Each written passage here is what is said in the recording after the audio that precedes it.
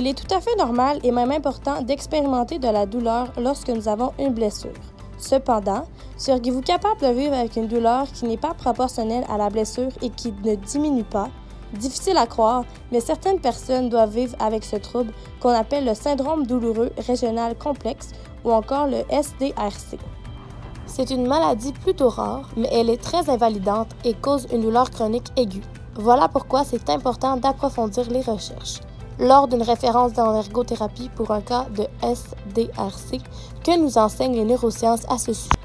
Le SDRC est un trouble neurologique qui cause de la douleur chronique dans une partie du corps, plus souvent dans les extrémités supérieures qu'inférieures. La douleur est beaucoup plus grave que ce à quoi on s'attend normalement. Elle peut commencer par exemple après une entorse mineure ou une simple chirurgie d'un jour qui ne devrait pas causer plus qu'une douleur légère à court terme, mais arrive plus fréquemment dans les cas de fracture. Elle touche environ 5 à 26 sur 100 000 personnes par année et touche majoritairement les femmes. Il existe 2 types de SDRC, mais les symptômes et les traitements sont les mêmes.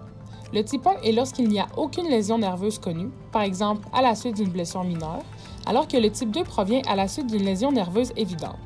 La maladie évolue au fil du temps, elle passe d'un stade aigu et inflammatoire à un stade chronique. Afin d'émettre un diagnostic, l'International Association for the Study of Pain a défini 4 critères.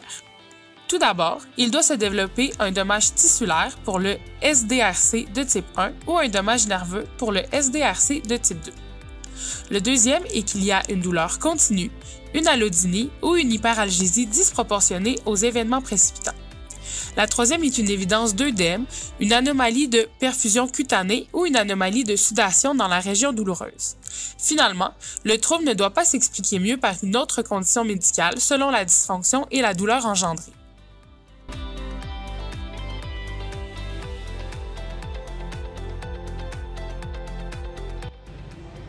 Donc, j'ai surtout des symptômes sensoriels, autonomes et moteurs. Au début aussi, dans la phase aiguë, j'avais surtout de l'inflammation. Puis maintenant, je suis en phase chronique. Donc, il y a une composante topique qui entre en jeu, comme la diminution de la densité osseuse. Donc, mes symptômes sensoriels, moi, ça a été surtout, dans le fond, au début, j'avais une fracture, puis la douleur, là, ça s'est vraiment répandu plus grand que tout le site de la lésion initiale. Puis aussi, on m'a dit que ça correspondait pas à un territoire nerveux. En plus, moi aussi, j'ai une allodynie, mais on m'a dit que c'était possible aussi d'avoir une hyperalgésie. Donc, dans le fond, l'intensité de la douleur est vraiment pas proportionnelle au stimulus là, qui me cause la douleur. Donc, les symptômes autonomes, c'est des changements sudomoteurs. Donc, dans le fond, j'avais vraiment un œdème au début, puis aussi des changements dans la transpiration. Il y a aussi des changements vasomoteurs. Donc, ça, c'est un changement dans la circulation sanguine. Puis aussi un changement dans la température de ma peau. Donc, dans le fond, au début, c'était surtout de la peau plus chaude. Et maintenant, c'est vraiment, ma peau est plus froide vu que je suis en phase chronique. Donc, dans le fond, au début, à cause de l'inflammation, ça avait beaucoup d'impact sur les symptômes vasomoteurs et sudomoteurs. Mais maintenant, vu que ça a évolué depuis le début de la maladie, ces symptômes-là sont moins présents. Donc, pour mes symptômes moteurs, c'est vraiment une faiblesse au niveau des muscles de ma main. Puis aussi, il y a des difficultés sur la motricité fine. Donc, mais par contre, j'ai une condition nerveuse normale. Donc, ce que ça veut dire, c'est que le motoneurone périphérique et la jonction neuromusculaire n'arrivent pas à expliquer mes dysfonctions motrices. Donc, en ce moment, vu que je suis en phase chronique, j'ai vraiment une diminution des symptômes autonomes, mais les symptômes moteurs, les symptômes sensoriels, ils restent quand même présents. Aussi, la fréquence de la douleur est diminuée, mais la douleur persiste. C'est juste qu'elle est moins déclenchée par des mouvements. Donc, vu que la douleur persiste, j'ai beaucoup d'impact fonctionnel. Puis, ça fait aussi que, vu que je suis en phase chronique, ça a quand même des impacts psychologiques. Donc, entre autres, ça m'entraîne beaucoup de stress qui, ça, aide pas à la maladie. Les causes du syndrome douloureux régional complexe sont encore aujourd'hui très peu connues et mal comprises. Il est clair que cette maladie est multifactorielle. Entre autres, plusieurs éléments prouvent qu'un lien direct peut être fait entre le système nerveux sympathique et le SDRC. En effet, il est prouvé que chez les personnes souffrant du SDRC, une excitation des neurones sympathiques qui projettent vers le membre atteint provoque une augmentation de la douleur spontanée et de l'hyperalgésie. De plus, dans certains cas, la douleur du SDRC diminue lors d'un blocage de l'action des ganglions sympathiques. L'effet de soulagement dure généralement plus longtemps que le blocage lui-même. Généralement, chez une personne atteinte du SDRC, La peau du membre atteint sera très chaude au début, puis va commencer à refroidir pour devenir beaucoup plus froide que la peau du membre sain. On suppose que la peau plus chaude dans la phase aiguë de la maladie est due à la diminution de l'activité du système sympathique, causant l'inhibition de la vasoconstriction. Ceci résulte en l'augmentation de la sudation et l'élargissement des vaisseaux, pouvant provoquer de l'enflure.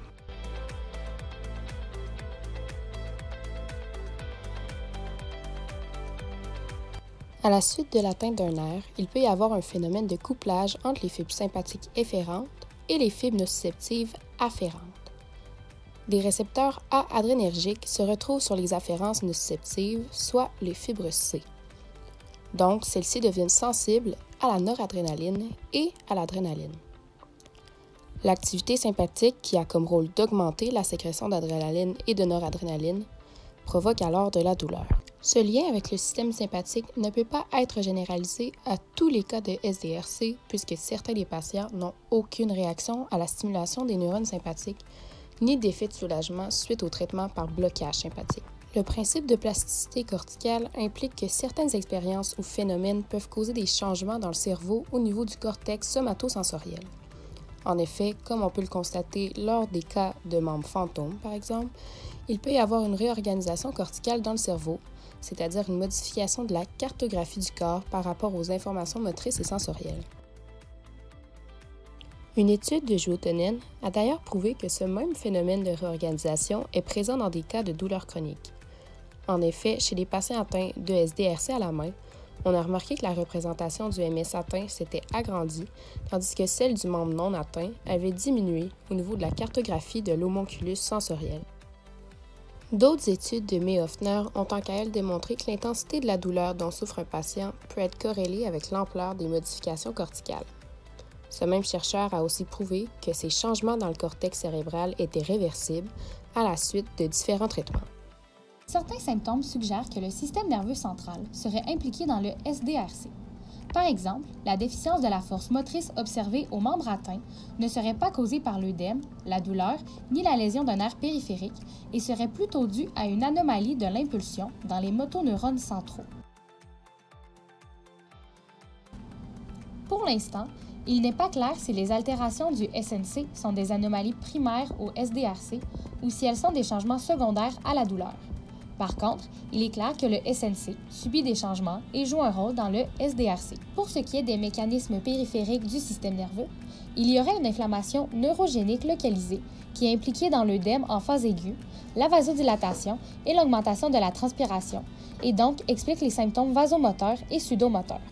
Des indicateurs inflammatoires tels que des protéines, des neutrophiles, la substance P et les peptides liés au gène de la calcitonine, aussi appelés les CGRP, se retrouvent dans les articulations.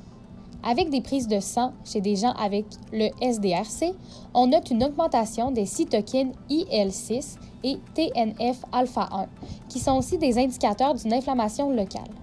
Ces marqueurs inflammatoires sont réduits lors de l'évolution du SDRC.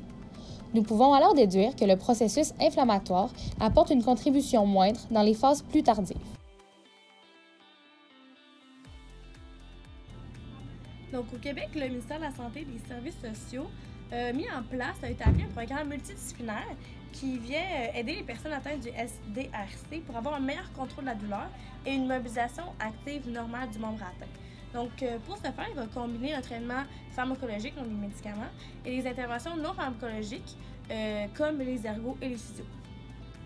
Donc, nous, en ergothérapie, on va aller intervenir sous 5 différents actes pour aider le rendement et l'engagement occupationnel. Donc, on va aller enseigner les stratégies de gestion de douleur. On va aussi engager la personne dans des occupations qu'elle va trouver signifiantes. Aussi, on va aider dans sa routine en développant les capacités fonctionnelles et résiduelles de la personne. Puis aussi, on va motiver la personne dans les occupations. Il va aussi avoir des moyens compensatoires ou des aides techniques au besoin si c'est nécessaire pour la personne. Donc, selon la thèse d'une de mes collègues, Dr Lagueux, une ergothérapeute, la visite, ça va vraiment être de contrôler l'œdème et la sensibilité, d'assurer un bon positionnement, de permettre une autonomie maximale à la personne et tout ça va diminuer la douleur. Donc, un traitement que moi, je vais utiliser pour les clients qui sont atteints de SDRC, ça s'appelle l'imagerie motrice progressive, donc l'IMP. L'IMP, en gros, c'est un traitement qui est séparé en 3 phases de 2 semaines. Dans le fond, ça va intervenir en faisant une réorganisation corticale chez la personne, puis on va entraîner son cerveau. L'IMP a fait ses preuves pour la diminution de la douleur et aussi dans la fonctionnalité du membre atteint à court et à long terme. Donc, l'IMP, juste pour vous donner une idée, la dernière phase de l'IMP, c'est la thérapie miroir. Bien entendu, l'ergothérapie, c'est pas la seule modalité de traitement pour les clients de SDRC. Donc, comme je dis plus tôt, il y a un programme multidisciplinaire avec physio, kin, psychologue et tout. Puis il y a aussi avoir des traitements avec des médicaments comme par exemple la prégabaline, je ne vais pas me tromper, et la clonidine. En conclusion, le SDRC est une maladie très invalidante apportant de la douleur, de la faiblesse musculaire ainsi que des symptômes autonomes. C'est un syndrome multifactoriel avec des causes provenant du système sympathique, de la plasticité et réorganisation corticale, du SNC et du SNP. L'ergothérapie joue un grand rôle dans la réadaptation, entre autres en enseignant des stratégies de gestion de douleur et en motivant à l'occupation. Cependant, il y a encore beaucoup de questionnements face à ce qui cause le SDRC.